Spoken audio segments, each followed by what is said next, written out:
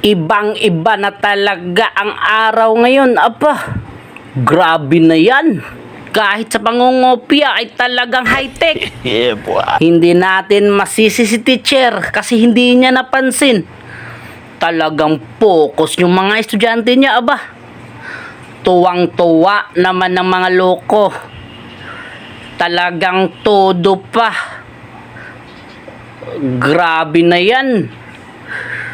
Kaso nga lang, sobrang ingay naman. Kaya tuloy, ayun. Yung tipong kailangan yung i-demo pag nagbebenta kayo ng kotse. Kitams? Kaya kailangan dapat yung makikita mo agad kung may diferensya. Di ba? Grabe, talagang binalikan pa ni Uncle.